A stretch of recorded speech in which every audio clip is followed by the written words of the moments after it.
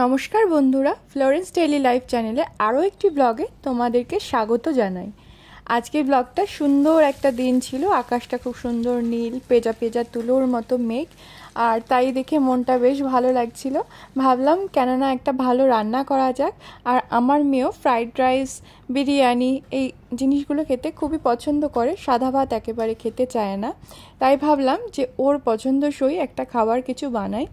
আজকে রেসিপি যেটা তোমাদেরকে দেখাচ্ছি, এটা আমি রাইস কুকারে বানিয়েছি। অনেক দিন পরেই রাইস কুকারটা ইউজ করছি।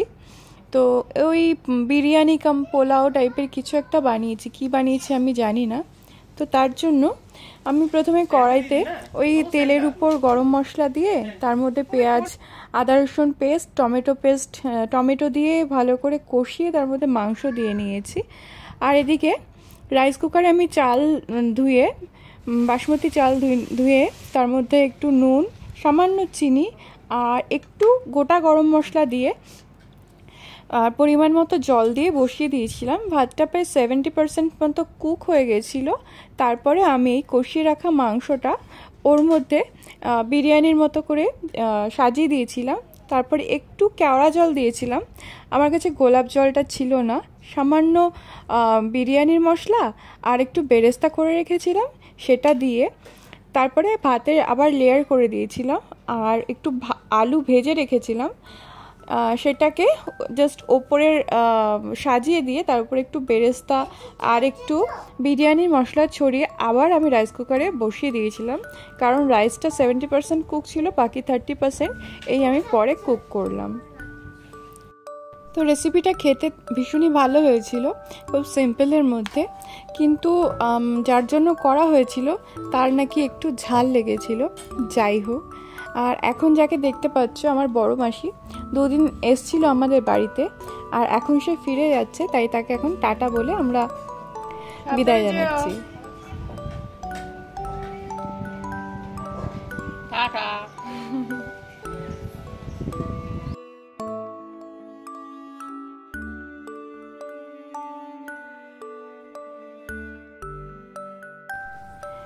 আর এই যে ছোট পুচু বাচ্চাটাকে উল্টো করে তার টামি টাইমের জন্য এইভাবে শুয়ে রেখেছি। দেখতে পাচ্ছ কি সুন্দর চুপচাপ একা একা শুয়ে রয়েছে, নড়ছে না চড়ছে না। তবে যখনই সুযোগ পাচ্ছে পায়ে কিছু বাঁধাতে পারলে ঠেলে ঠেলে এগিয়ে যাওয়ার চেষ্টা। এই সবেমাত্র এইটুকুনি বয়স থেকেই শুরু হয়ে গেছে, মানে তার পাকামোর কোনো শেষ নেই। দেখো তোমরা জাস্ট। এইভাবেই আমরা কখন জীবনের পথে এগিয়ে চলছি, কত ছোট ছোট ভালো ভালো মুহূর্ত, কত খারাপ সময় কাটিয়ে এগিয়ে চলেছি। কিভাবে দিন কেটে যাচ্ছে, রাত আসছে, রাত কেটে যাচ্ছে, দিন আসছে, বোঝাই যায় না। আর এখন একটা ভিডিও ক্লিপ যেটা দেখতে পাচ্ছ, রাতের আকাশে চাঁদ, এটাকে যখন মেঘ ঢেকে দিচ্ছিল, অন্ধকার হয়ে যাচ্ছিল, আবার খুলে যাচ্ছিল, ঠিক আমাদের জীবনেরই মতো। যেমন কখনো ভালো সময় থাকে, আবার কখনো খারাপ সময় থাকে, কোনোটাই চিরস্থায়ী নয়। তাই আমাদেরকে যে কোনো মুহূর্তেই ধৈর্য ধরে ভালোভাবে এগিয়ে যেতে হবে, কারণ কোনো সময়টাই পার্মানেন্ট নয়। যাই হোক, আমরা দুজন এখন একটু সন্ধ্যাবেলা চা উপভোগ করছি। আর এখন হচ্ছে পরের দিন সকালে, তুমুল বৃষ্টি, ঝমঝমিয়ে বৃষ্টি হচ্ছিল। এটা রেকর্ড না করে থাকতে পারলাম না। আর বৃষ্টির ছোঁয়ায় আমার যে গাছগুলো এত সুন্দর স্নিগ্ধ, এত সতেজ একটা লুক পেয়েছিল, তাই এদেরকে রেকর্ড না করে আমি থাকতে পারলাম না।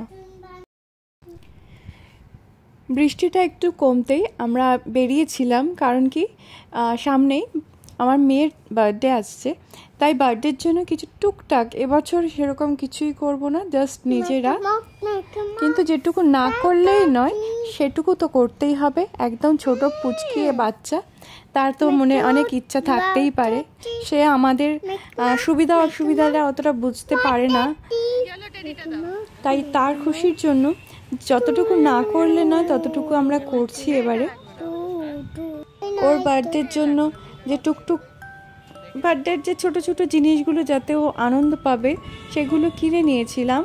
আর ওকে একটা ড্রেস কিনে দেবো বার্থডের জন্য, সেই জন্য আমরা প্রথমে রিলায়েন্সে এসেছিলাম, ট্রেন্ডস যেটা। আর কিন্তু ওর ভাগ্যটা এতই, কি বলবো জানি না, ওকে সেদিনকে সাথ দিচ্ছিল না ভাগ্য। কোথায় আমরা গিয়ে ওর জামা খুঁজে পাইনি, পছন্দসই জামা পাইনি। কি হয়েছে? পর টুপি পর, টুপি পর, টুপি পরো না, দেখি কিরম মরে, দেখি পরো পরো। ছেড়ে দাও ছেড়ে দাও, উঠবে না আর, ছেড়ে দাও।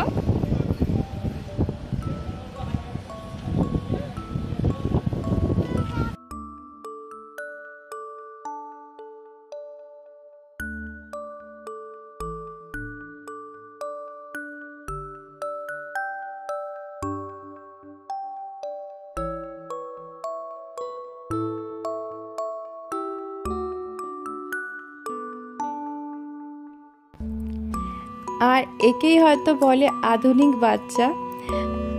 মলে এসে নিজের পছন্দসই যেটা পছন্দ হয়েছে জাস্ট কাউকে বলার দরকার নেই, দেখে খুলে নিজে গলায় পরেও নিয়েছে। আর আমরা এই সময় এইসব কিছু ভাবতেও পারতাম না। এটাই হচ্ছে যুগের হাওয়া বদল।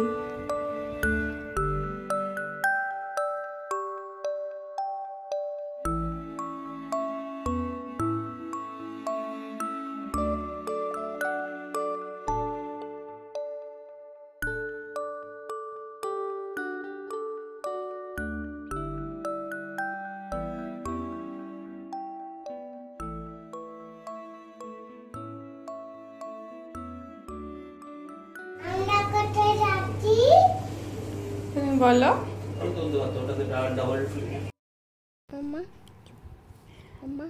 আর মলে বাচ্চাদের নিয়ে যাওয়াটা কতটা ডিফিকাল্ট সেটা বাবা মারা সবাই বুঝতে পারে।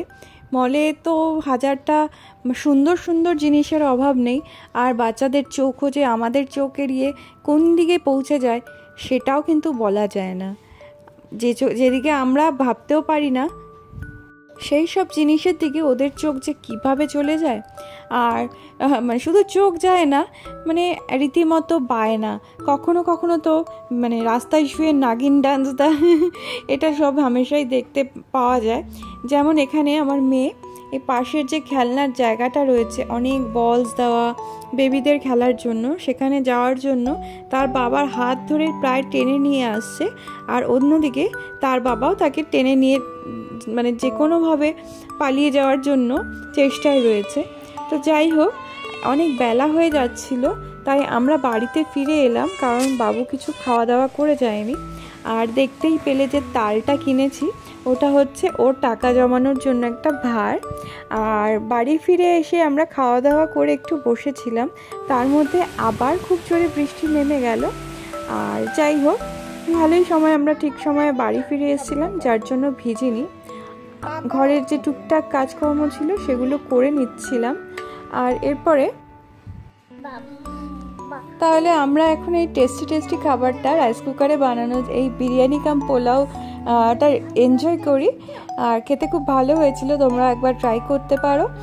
আর তোমরা আমার ভিডিওগুলো যদি ভালো লাগে প্লিজ আমার চ্যানেলকে সাবস্ক্রাইব করো, লাইক করো, বন্ধুদের মাঝখানে শেয়ার করে দিও। সবাই খুব ভালো থেকো। পরের আমার ব্লগে অন্য ভিডিওতে দেখা হবে। বাই।